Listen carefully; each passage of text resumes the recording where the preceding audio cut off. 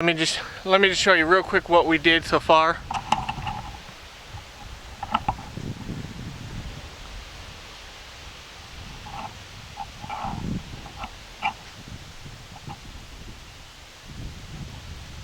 And that right there is the stairwell for the basement. If you didn't know that. And give me 1 second, I will show you the basement. Alright, now you guys have seen the basement. You know what this is all about, but I just wanted to show you how it looks. Again, we got, see that center beam? We're just past that center beam. That's all done. We got the openings all figured out for the stairwell. And as you can see, nice and shady in here. Nice and shady. Almost too shady. A lot cooler down here. Still crazy hot today, but it's a lot cooler. That being said, we are going to stop because it's about to, we might have some rain coming, so we're going to stop, take the rest, and probably be back tomorrow to finish it. That being said, I will see you guys tomorrow.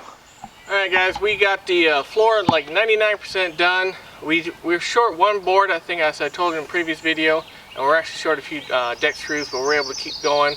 Right now we're going to be cutting into the foam to make the opening for the exterior doors. This is going to be a mudroom door.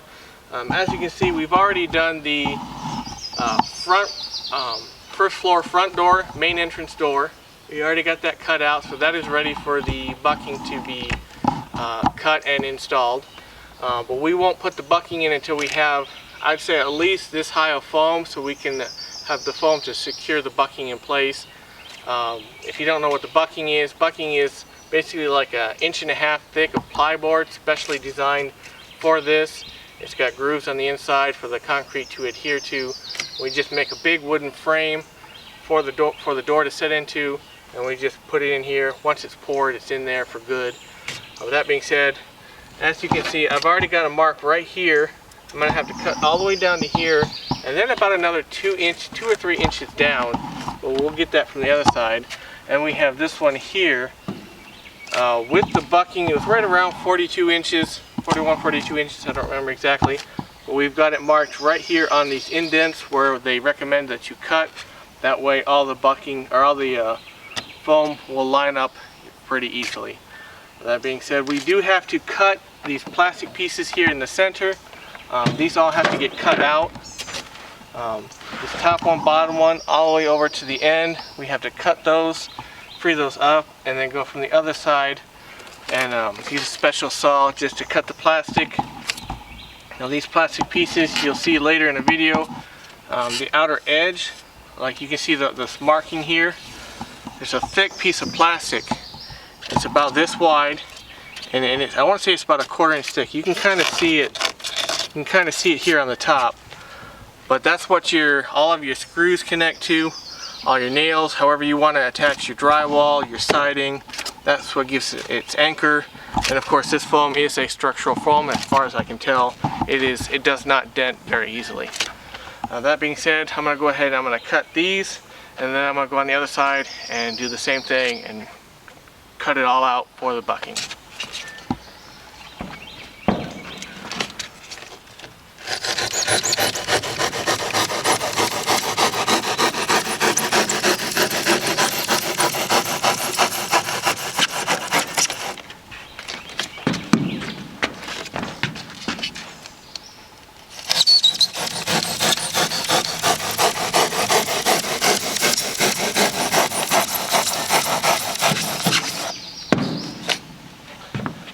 And that's it for this side for right now. Alright everyone, we're on the other side. This is going to be the mud room. Now, I've already marked where I'm going to cut, and I know the level I need to cut. Now normally you would do this, you'd make all these cuts before you installed it, but since we had to install the flooring and everything, because of my current situation, we had to get it up, get the flooring installed. Now I can go back through and cut it. So what we're actually going to do is we're going to take this, we're going to cut all the way down past our line here to the very bottom of the piece on both sides. I've already snipped the center, so we're going to take the whole piece off, bring it off to the side, which will allow us more access to cut it to the right length. Do the same thing for the other side, pull it off, get it cut, and then we can put these put these bottom pieces back in, and at that point it'll be ready for bucking.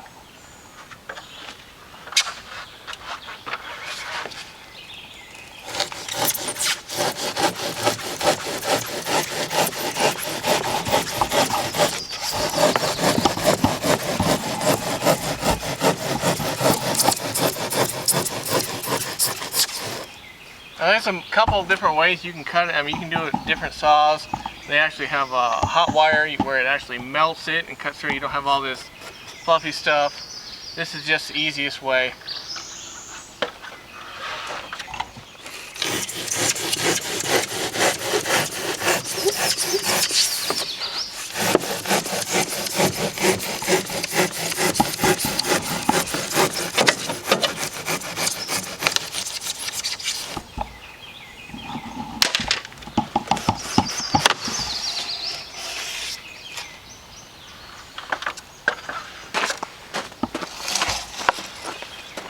Alright, as you can see, this is where I cut the pieces off. This is the bottom section. And right about here, where this metal support is where the bucking is going to sit. But we're going to have to cut it on the inside as well once we get this off.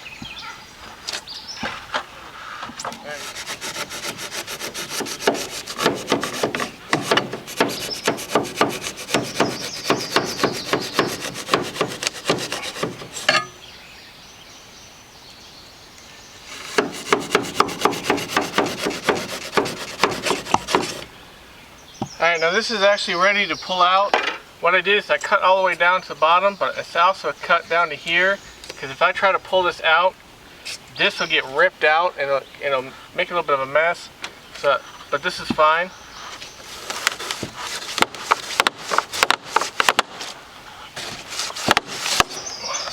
Pull it straight out, because it has these little clips that hold it together. You rock it, pull it straight out. And as you can see, once we put these back in, this will be ready for the bucking.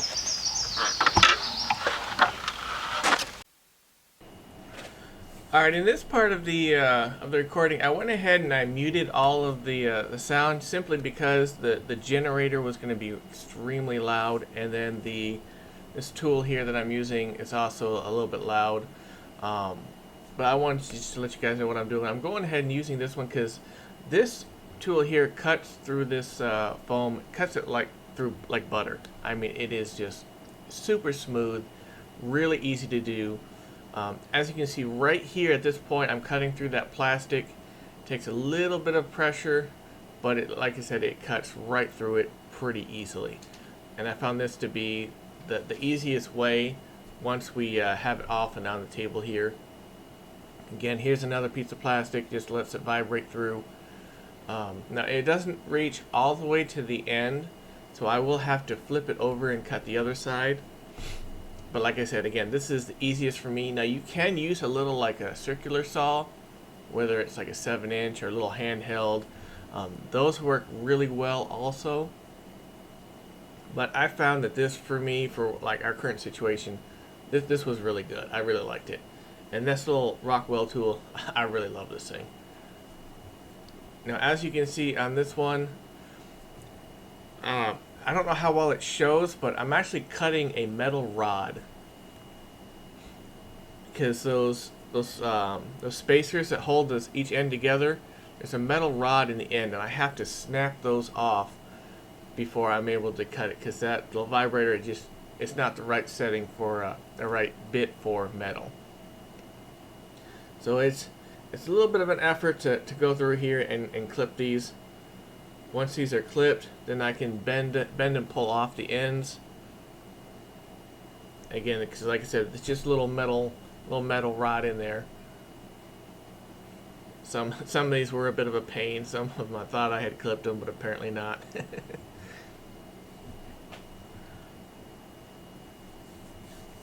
Yeah, I wanted to have the recording with the sound, but again, the generator would have been really loud. The generator that I have it's a really awesome generator. I love it. Dual fuel generator. It's right now it's working great, but it's a little bit on the loud side. It does take a little bit of effort to cut through these metal rods. Now these are just tin snips I'm not using an actual like bolt cutter type of cutter. So, and as you can see, I just gotta cut through this plastic. Does not really take very much effort. Really not pushing very hard.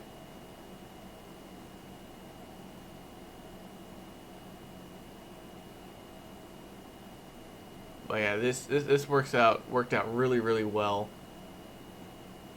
And like I said, for speed, you could easily use a table saw or a circular saw. It'll go very quickly.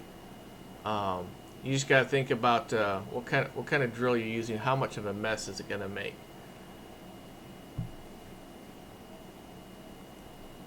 I found like right here, I found it easier to just use this little saw here rather than use the big saw. And you'll see once I'm done, it'll just snap right apart. And basically you'll do this to both sides, and once they are broken apart, you can easily just snap it right back into place, into the wall. And also real quick, you can see where the inserts are, where the screws line up. This little plastic piece I told you about.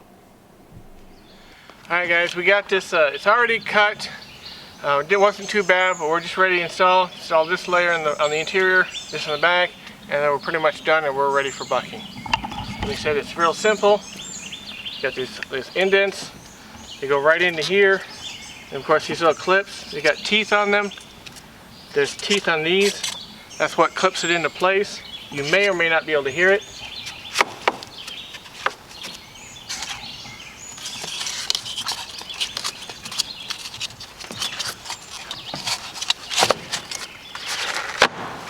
You hear that snap, that's the clips biting it in place, and as you can see, it's ready for the bucking. You just gotta do the front and we're ready to go for the other door.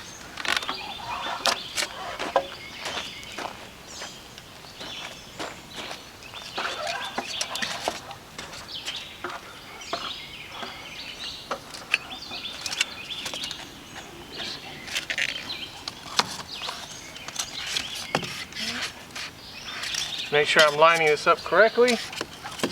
Alright. Again guys, you can see the plastic. This is where we will screw or nail our siding, no matter what kind of siding we're looking for.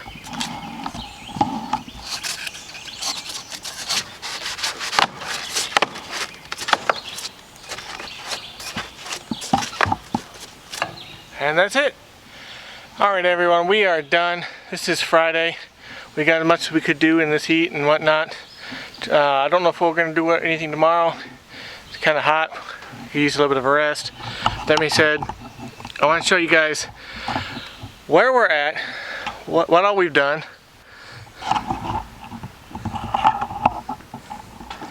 This is the front door. We got that all cut out. It's where the front door is going to go. This long board right here, which is called a bucking, this is what we will cut and shape into size to put a frame for the door to fit into. And the cool things about this, if you see the edge there, you see the grooves cut into it, that is for the concrete to settle into and grab a hold of it, so you don't have to like screw it into anything. The concrete itself grabs a hold of it. With that being said, I got that one up. This is the mud room / laundry room / pantry entrance door. We got that one done. Over here at the kitchen.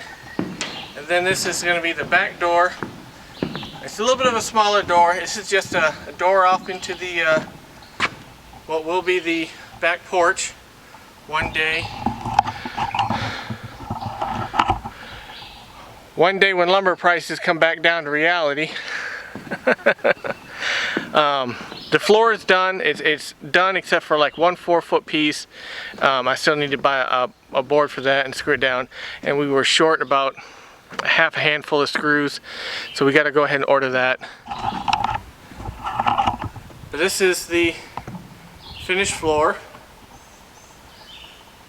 Again, here's the stairs. As you walk in the front door, This will be a stairwell going up into the second floor. And then you go over here. This is where you'll enter into the basement.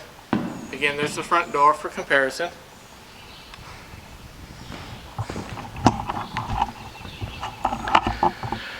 Now, I don't know how well it got on the last recording or recording before that. I was really tired, I was having battery issues. But the boarding is actually a marine grade plyboard. And the reason I did that was simply because it was way cheaper than OSB. I don't understand. It's just way cheaper. Let me try to get better sunlight. It was way cheaper. It ended up being $60 for a 3/4 inch 4x8 sheet. You know, 60 bucks a sheet. The regular plyboard 3/4 inch was $71 and change. $11 more for an inferior board. Now the subflooring, the OSB that has a little notch on the end of it so that it locks into the other board, that was like $93 a sheet for 1/2 inch. So I mean, just for me, common sense says, you know what, I'm gonna get the marine grade plyboard. It's a higher quality board. It's much more resistant to water and stuff like that. So yeah, that's what I've gotten. If by some reason plyboard drops substantially by the time I get second floor, maybe I'll do regular plyboard. I don't know, but yeah, it was just way cheaper. So that's why I have the marine grade plyboard for my subflooring. That being said, guys, let me know what you thought about it. It took a lot longer than I expected, but we are so far here. Next time we come out, we should be able to start actually placing more of these foam blocks and actually building our wall, getting us that much closer to being able to pour. But again, let me know what you guys think of it. Like, comment, share, all that stuff. I appreciate it. And I'll see you guys in the next video.